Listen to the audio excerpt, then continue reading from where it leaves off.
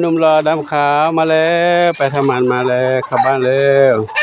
หนุ่มหล่อดำขาวมาแล้วให้พี่หนานสยันไปรับวันนี้หลวงปู่ไม่ได้ไปหลวงปู่อยู่ในวัดหนานสยันไปรับกลับมาแล้วไป3 เหมียวเมื่อเช้าได้ทำ1 เหมียวนั้นป่วยหมดเลยป่วยต้องรักษาอาการป่วยก่อนนะตอนนี้หนุ่มหล่อดำขาวกลับมาแล้วไปพักอยู่ในบ้านก่อนเด้ออยู่นี่นะลูกนะหนุ่มหล่อดำขาวพักห้องนี้ก่อนนะลูกนะพักฟื้นก่อนเนาะ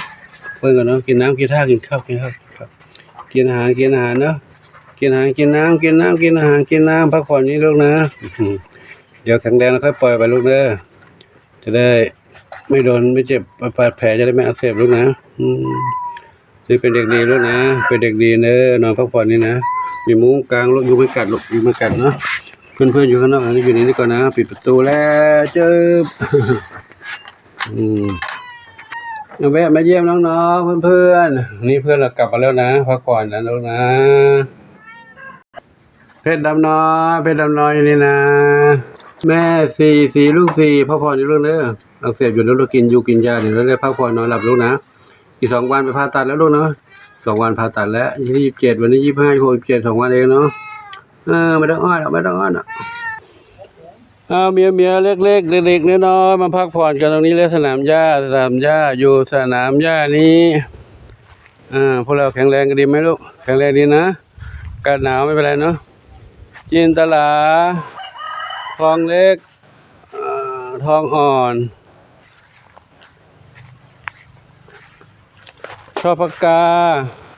สีแว่นดำซับสวีจามจุลีส้มขาวใหญ่อันนี้แพนด้าเทาขาวใหญ่น้อง1 อนงน้องส้มอ่อนนี่ใครโชคทวีทรัพย์โชคทวีทรัพย์น้องเด็กเล็กใครน้องเด็กเล็ก เด็กเล็ก1 เดียวไล่พี่แล้ว1 เดียวเก่งเนี่ยไล่พี่แล้วเอาเล่นกับพี่อ้อนพี่ได้พี่อย่าแกล้งน้องนะจะ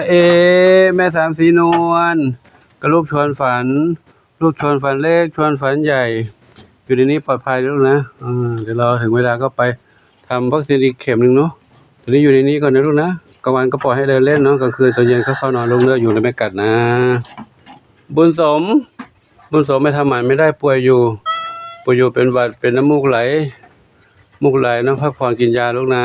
หายแล้วค่อยไปทำลูกเด้อเท้าเล็กก็อยู่ในบ้านนี้ลูกนะอยู่ในบ้านนี้สบายใจแล้วนะไม่มีใครมากวนแล้ว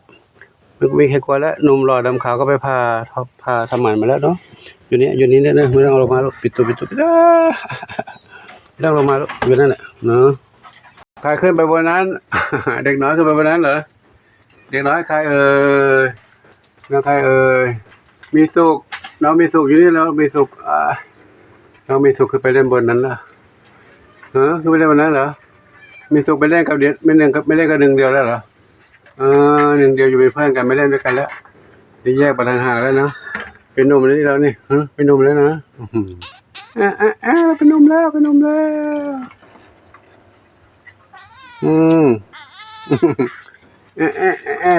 ้วปุยฝ้ายน้องปุยฝ้ายก็เข้ามุ้งแล้วนะมุ้งแล้วลูกนะอยู่ด้วยกันนะกลางวันก็มาเดินเล่นกลางคืนก็นอนในมุ้งลูกนะ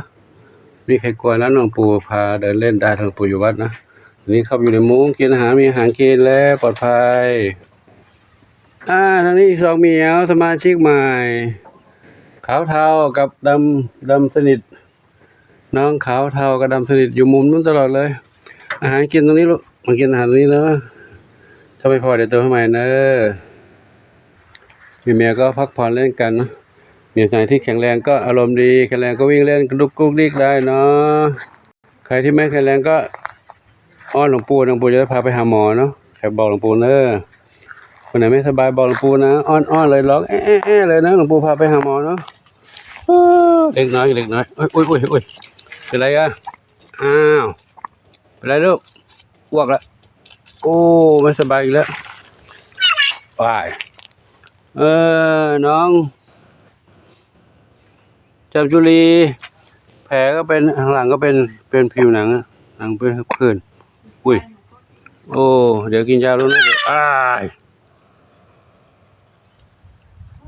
นวรัตน์สาวอ้วนนวรัตน์สาวงามเหรอกินอะไรการขาตัวเองว่า พวกคิดว่ากินอะไรขาตัวเองเหรอเหมียวมีแมวอยู่ข้างนอกแข็งแรงกว่าอยู่ข้างในน้องอีกเนาะด้วยอยู่ข้างในน้องมันอยู่จำนวนมากเกินไปมั้ยก็เลยติดเชื้ออะไรกันง่ายแล้วแมวที่เราเอามาก็เอามาจากข้างนอกด้วยนะไม่ได้แมวอยู่ที่นี่แมวชุดนี้มาก่อนแข็งแรงดีแม่สีทองแม่บุญส่งปู่ชอบเรียกผิดบุญส่งกับบุญสมตัวที่ไปป่วยเมื่อเช้านี่คือบุญสมป่วยนะที่ว่าไปทำหมันไม่ได้บุญสมนี่บุญส่งนี่ทำแล้วส่งทำหมันเรียบร้อยแล้วเป็นผู้หญิงบุญสมเป็นผู้ชายนี่ก็เป็นผู้หญิงที่ทำหมันแล้วทำหมันตั้งนานแล้วเนาะแม่สีทองชุดนี้แข็งแรงดีอะไรก็ขออนุโมทนาสาธุกับทุกท่านเนาะที่มีความรักความเมตตามีความห่วงใยใ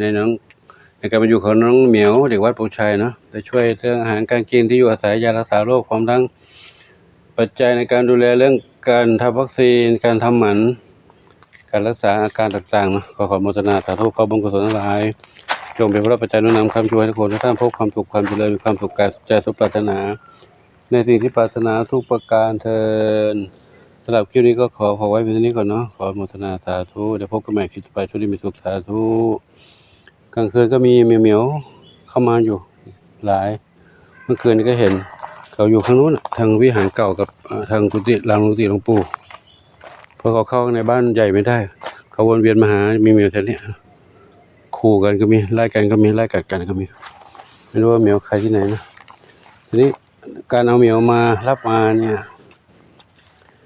ถ้าคนเอามาปล่อยกับมือก็ดีหลวงปู่จะได้รับจะได้กักกันพื้นที่ไว้ได้ถ้ามาแบบนี้ก็ไม่รู้ว่าใครเป็นใครเดี๋ยวเข้ามาหากันติดโรคกันมาอีกโรคกันมาเห็นเหมียวเล็กก็มีอยู่นะเหมียวเล็กเห็นมีอยู่แล้วก็ไม่รู้ว่าเขาเป็นโรคมาหรือเปล่าส่วนมากเหมียวเล็กจะเป็นโรคมาเพราะว่าถ้ามาแบบไม่มีแม่มาเนี่ยแต่ว่าแม่เขาติดโรคแล้วแม่เขาอาจจะจากไปแล้วก็ได้ลูกก็เลยเอาลูกมาไว้ที่วัดหลวงปู่ไม่อยู่ก็มาวางไว้เสร็จแล้วเขาก็เดินพุ่งเปี้ยนหาอาหารกินไม่ได้จะเข้ากับเพื่อนก็ไม่ได้เป็นอะไรที่น่าสงสารเป็นด้านนวดก็แข็งแรงดีเป็นด้านนวดแข็งแรงดี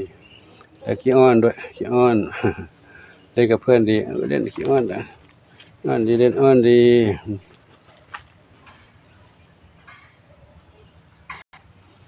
น้องมณีทรัพย์ก็ไม่ค่อยแข็งแรงนะเป็นอะไรผอม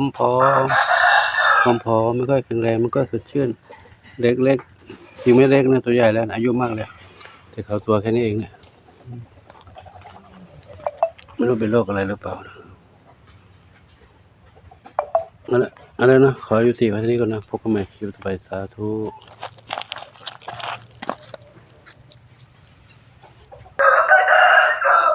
ก็ดูแลรักษากันไปเนาะใครมาอีกเนี่ยเดี๋ยวไปดูนี่สีสุดาอยู่นี่อีก1เหมียววันนี้รักษา3เหมียวรักษาการป่วยรักษาการมดลูกอักเสบแล้วก็ทำหมันรวมแล้วครับรถด้วยรวมแล้ว 4,000 กว่าวันนี้ไปวันนึงก็ออกไปครั้งนึงก็นั่นไม่ต่ำกว่า 3,000 4,000เนาะแล้วถ้าวันที่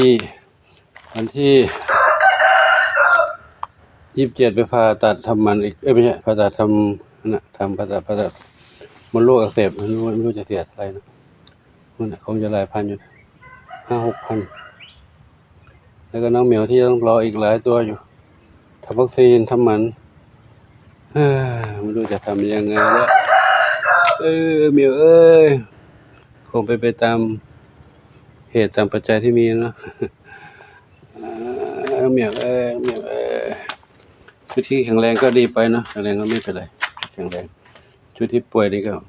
ถ้าไม่ช่วยเขาก็สงสารนั่นเมตตาสงสารเขาทรมานเจ็บปวดเดี๋ยวเขาก็ต้องถ้าเราไม่รักษาเขาก็ต้องจากไปแบบเงียบๆแบบทรมานด้วยเหมือนกับน้องเทาสองสีเทาอ่อนแล้วก็น้องสองสีเทาอ่อนป่วยมานานก็รักษาไม่ได้รักษาผ่าตัดจากไปน้องสีหมอกก็จากไป น้องแม่ดวงดีก็จากไปทิ้งลูกไว้ลูกก็อยู่ไม่ได้ลูกก็จากไปเหมือนกันเหลือไว้หนึ่งเดียวเหลือน้องหนึ่งไอ้น้องมีสุขตัวเดียวที่ลูกของแม่ดวงดียังอยู่แต่แม่ก็จากไปแล้ว